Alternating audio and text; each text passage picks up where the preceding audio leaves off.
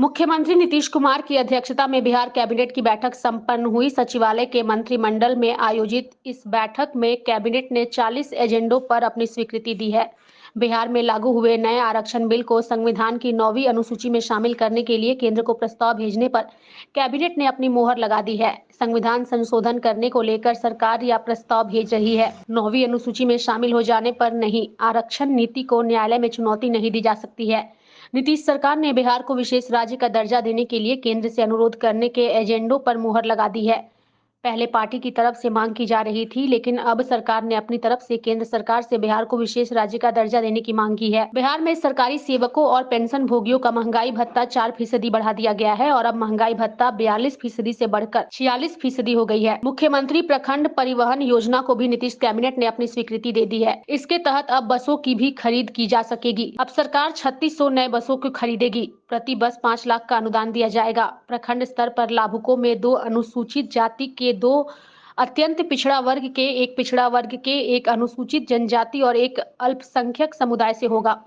Cabinet के फैसले की जानकारी मंत्रिमंडल सचिवालय विभाग के प्रमुख सचिव एस सिद्धार्थ ने दी है। कैबिनेट के निर्णय में यह उल्लेखित है कि 2013 में रघुराम राजन कमेटी की रिपोर्ट भी इस मामले में आई थी।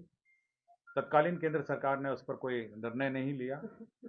पुनः वर्तमान केंद्र सरकार को 2017 में राज्य सरकार ने अनुरोध किया और अब पुनः मंत्रिपरिषद ने निर्णय लिया कि पुनः केंद्र सरकार को राज्य को विशेष राज्य का दर्जा देने के लिए अनुरोध किया जाए। तो 2 अन्यान बिंदु थे और 2 महत्वपूर्ण जो अधिनियम को 9 शेड्यूल में शामिल करने का निर्णय लिया गया। ये 2 महत्वपूर्ण मामले थे। अमेंडमेंट होता है, कॉन्स्टिट्यूशन अमेंडमेंट 9 शेड्यूल में पार्लियामेंट से अमेंड होता है। नहीं, जो 9 शेड्यूल है, आपको तो आप जानकारी होगी, जो 9 शेड्यूल के मामले हैं वह न्यायालय में विचारार्थ नहीं रहते हैं। तो ये है 9 शेड्यूल के आइटम्स हैं, तो इसको भी 9 शेड्यूल में रखने का अनुशंसा भेजा गया। तो ये पार्लियामेंट को ही पावर है, पार्लियामेंट ऑफ इंडिया को। 9 शेड्यूल में जो आइटम्स हैं उसमें न्यायालय में विचार नहीं किए जाते हैं। तमिलनाडु का एक्ट उसी 9 शेड्यूल में है, अकेला एक राज्य है जिसका 9 शेड्यूल में है। दूसरे 2 अन्यान बिंदु हैं, मैं जानकारी देना चाहता हूं अन्य जो सामान्य एजेंडा शुरू होने से पहले। पहला अन्य एजेंडा में माननीय मुख्यमंत्री को कैबिनेट ने धन्यवाद दिया जो आरक्षण अधिनियम अधिसूचित हुआ। दोनों अधिनियम जो अधिसूचित हुए हैं उसके लिए मंत्रिपरिषद ने उनको धन्यवाद दिया। ये पहला अन्यान बिंदु था। और दूसरा अन्यान बिंदु यह था कि जो राज्य सरकार को जो जातिगत गणना के आधार पर जो 3 योजनाएं स्वीकृत की गई, पहली है जो 2 लाख रुपए प्रति गरीब परिवार को जो दिया जाना है, उसके लिए जो व्यय होगा, साथ ही साथ जो जीविका के माध्यम से जो सतत जीविका उपार्जन योजना में 1 लाख से बढ़ा के 2 लाख किया जाना है। और साथ ही साथ जो सभी आवासहीन परिवारों को जो भूमिहीन परिवारों को आवास एवं भूमि दिया जाना है, उसमें 2,50,000 करोड़ का व्यय होना है। इतनी बड़ी राशि के लिए यह आवश्यक है कि राज्य को विशेष राज्य का दर्जा मिले ताकि जल्दी हो सके। मंत्रिपरिषद में यह भी विचार आया कि इस पर काफी दिन से, जब से 2010 से इस पर बार बार केंद्र सरकार को अनुरोध किया जा रहा है और अंतिम बार 2017 में इस पर अनुरोध किया गया था। अभी तक केंद्र सरकार ने इस पर कोई निर्णय लिया है। तो मंत्रिपरिषद ने यह निर्णय लिया कि पुनः केंद्र सरकार को विशेष राज्य का दर्जा बिहार को दिया जाने का अनुरोध किया जाए। एजेंडा था जिसमें सॉलिड वेस्ट मैनेजमेंट रूल्स 2016 के अनुपालन के लिए उसका प्रसंस्करण लैंडफिल साइट के लिए भूमि उपलब्ध कराने का निर्णय हुआ। निःशुल्क अंतर्विभागीय हस्तांतरण। लोक स्वास्थ्य अभियंत्रण विभाग के अंतर्गत एक एजेंडा था जिसमें पंप ऑपरेटर एवं इलेक्ट्रीशियन के पूर्व सृजित पदों को अंचल स्तरीय पंप ऑपरेटर एवं इलेक्ट्रीशियन में वर्णित पद सोपान अनुरूप संवर्ग पुनर्गठन का निर्णय लिया। इसमें 1,86,62,000 रुपये की स्वीकृति हुई। तो पंप ऑपरेटर में इलेक्ट्रीशियन का पद सृजन हुआ। विज्ञान एवं प्रौद्योगिकी विभाग का एक एजेंडा था जिसमें भोपाल जिला अंतर्गत स्थापित राजकीय अभियंत्रण महाविद्यालय गोपालगंज के निर्माण कार्य के पूर्व स्वीकृत योजना की लागत 73 करोड़ 13 करोड़ को बढ़ाकर 97 करोड़ 16 लाख 53,000 रुपये ये रिवाइज्ड एस्टिमेट सैंक्शन हुआ। विज्ञान प्रौद्योगिकी एवं तकनीकी विभाग में सभी राजकीय अभियंत्रण महाविद्यालय पॉलिटेक्निक संस्थाओं में एक सोसाइटी बनाने का निर्णय लिया। तो हर कॉलेज का एक अपना सोसाइटी रहेगा, जिसमें एक मैनेजमेंट सोसाइटी है, एक एग्जीक्यूटिव बॉडी होगी, जनरल बॉडी होगी, जो उस अभियंत्रण विद्यालय का मैनेजमेंट देखेगा। वित्त विभाग ने सभी सरकारी कर्मी मंत्री सहित मोबाइल जो क्रय का दर है उसमें संशोधन किया है, मोबाइल फोन के दर में। वित्त विभाग के एक और एजेंडा था जिसमें मैं आपको रेट्स बता दूंगा, वो सर्विस किस किस को क्या दर है, मैं रेट का सूची आपको उपलब्ध करा दूंगा।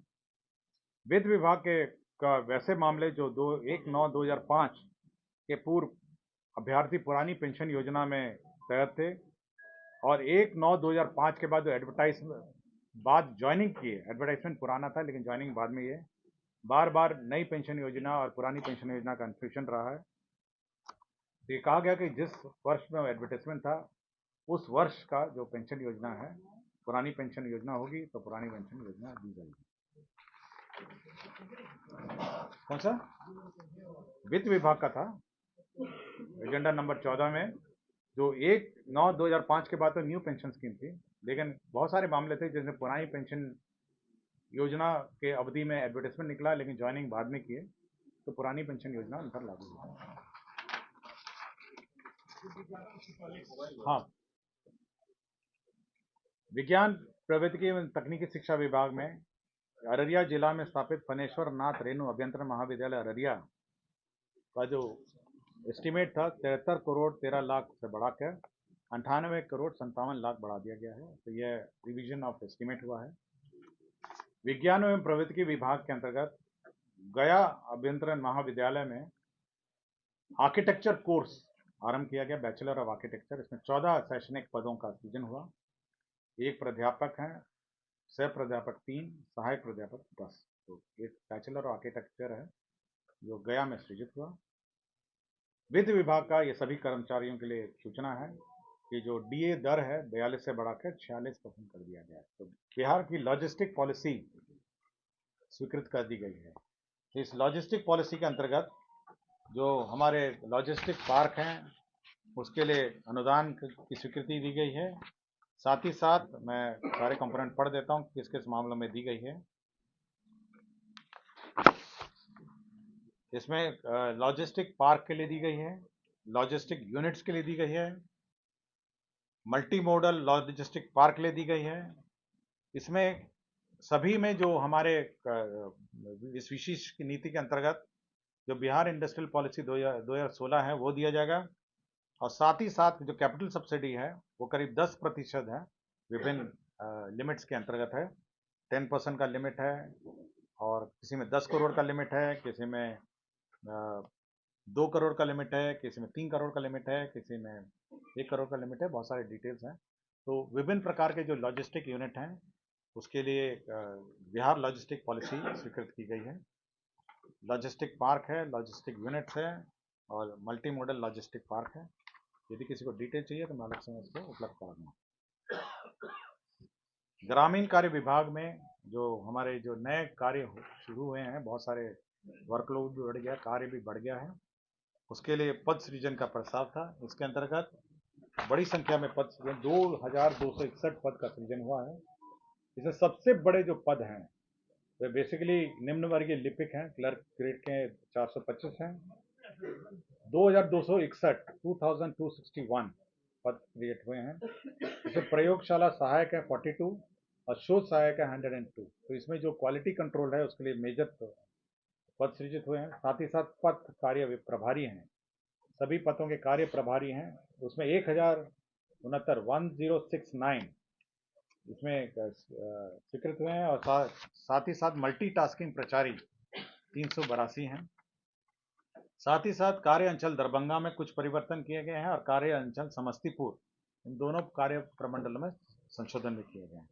तो 2,261 पद नए सृजित किए गए हैं ग्रामीण कार्य विभाग में। स्वास्थ्य विभाग के अंतर्गत इंदिरा गांधी आयुर्वेदिक संस्था में जो हमारे प्रधानमंत्री स्वास्थ्य सुरक्षा निधि योजना के अंतर्गत पोस्ट ग्रेजुएट पढ़ाई के लिए जो इंफ्रास्ट्रक्चर क्रिएट किए जाने हैं, उसके अंतर्गत 138 करोड़ 138 रुपये 1 अरब 38 करोड़ की योजना स्वीकृत हुई। ये 60-40 के हिसाब से 60-40 है, जिसमें 82 करोड़ 80 लाख है केंद्र अंश है और 55 करोड़ 20 लाख है ये राज्य अंश है। तो 60-40 के अंतर्गत ये योजना स्वीकृत हुई है। सूचना एवं प्रौद्योगिकी विभाग में जो राइट ऑफ वे का प्रावधान था, जो अग्रीमेंट हम लोगों ने 2013 में किया था, इसके अंतर्गत पंचायत स्तर तक जो right of way connectivity broadband connectivity के लिए हमने राइट ऑफ वे का अग्रीमेंट किया गया था कि सरकार इसमें मदद करेगी और निःशुल्क रहेगा। इसको अब हम लोग पंचायत को हटा के अब गांव स्तर तक इसको राइट ऑफ वे ले जाने का निर्णय लिया है। उसी में राइट ऑफ वे का अग्रीमेंट में संशोधन है। परिषद में 38 एजेंडों पर निर्णय हुआ और साथ ही साथ 2 अन्य बिंदु पर भी विचार हुआ जो मंत्रिपरिषद के सदस्यों ने प्रस्तुत किया। सबसे महत्वपूर्ण जो बिंदु है, 38 एजेंडा है और 2 मंत्रिपरिषद के सदस्य भी रख सकते हैं एक्स्ट्रा एजेंडा, तो कुल 40 मामले हैं।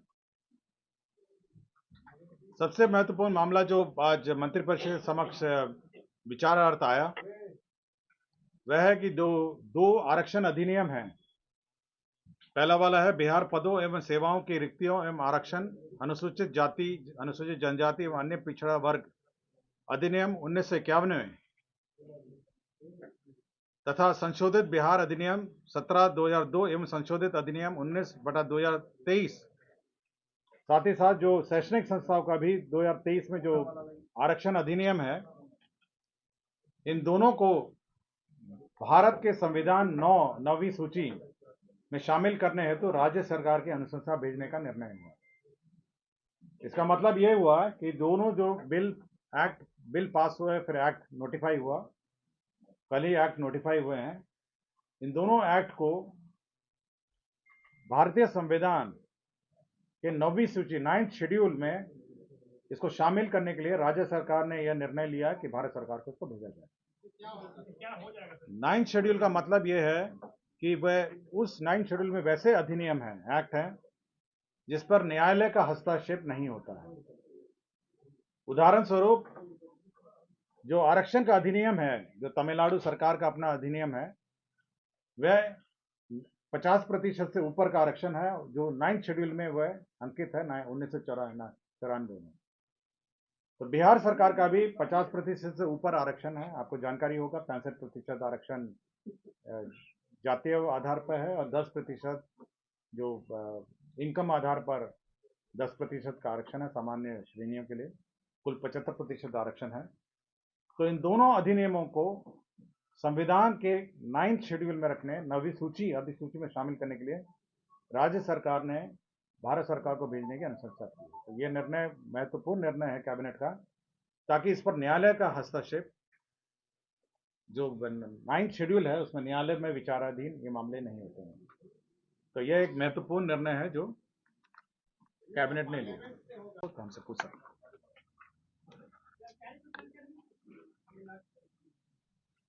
करीब 4 लाख होगा, करीब 4 लाख के 4 लाख है। 1 लाख तो अभी और ऐड हो गए हैं, तो करीब 5 लाख के आसपास होंगे। पेंशनर भी उसी अनुपात में, मोटा मोटी हाँ उसी अनुपात में। अब ये वित्त विभाग को एग्जैक्ट नंबर्स देगा क्योंकि हम लोग के पास नहीं है, वो मैं आपको रेट बता दूंगा। हाँ सर, ये 6ठा नंबर में जो है स्थानिक अभियंता का अंग्रेजी क्या होगा? रेजिडेंट इंजीनियर स्थानिक अभियंता। किसी को और पूछना है? लॉजिस्टिक पॉलिसी का डिटेल मैं आपको दे दूंगा। सुभाष पाठक जी कहीं से बोल रहे हैं?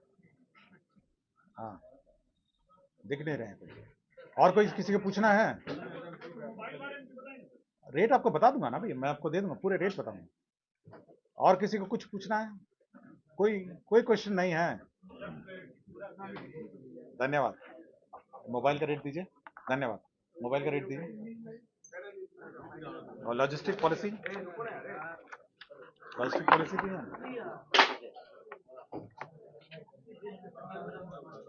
मोबाइल का रेट दीजिए ना, सबको मोबाइल का रेट।